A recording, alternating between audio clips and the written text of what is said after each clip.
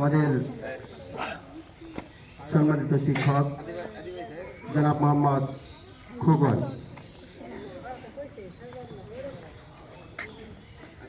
আসসালামু আলাইকুম। আজ 21শে ফেব্রুয়ারি মহান শহীদ দিবস ও আন্তর্জাতিক মাতৃভাষা দিবস। আমরা যে ভাষায় কথা বলি এই ভাষাটার নাম কি বলতে পারবেন? বাংলা ভাষা। কোন ভাষা? আমরা বাংলা ভাষায় কথা বলি না? বাংলা ভাষা।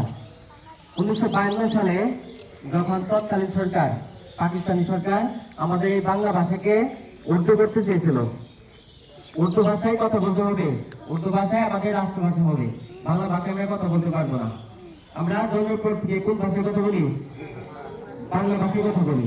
এখন যদি উর্দু হয়ে যেত তখন কি আমরা কথা বলতে পারতাম? কষ্ট হইতো না? তখন এই ভাষাকে, বাংলা ভাষাকে টিকিয়ে রাখার জন্য রাষ্ট্রভাষা হিসেবে স্বীকৃতি পাওয়ার জন্য তখন ঢাকা বিশ্ববিদ্যালয়ের ছাত্ররা, তখন আপনাদের মতো অনেক ছাত্ররা কি করছে? যুক্ত করছে। তখন কি করছে? ভাষার জন্য আন্দোলন করছে। তারা ভাষার জন্য আন্দোলন করছে। আন্দোলন করার পরে তারা পুলিশের গুলিতে শহীদ হয়েছে। তারা আমাদের এই ভাষাকে, বাংলা ভাষাকে রাষ্ট্রভাষার দাবিতে স্বীকৃতি দেওয়ার জন্য আন্দোলন করছে, তারা শহীদ হয়েছে। আমরা তাদের জন্য দোয়া করবো না? আর এই উপলক্ষে আজকে 21শে ফেব্রুয়ারি 2000 সালের থেকে আজকের এই দিনে অর্থাৎ 21শে ফেব্রুয়ারি থেকে আমাদের ওই 21শে ফেব্রুয়ারি উদযাপিত হয়ে আসছে।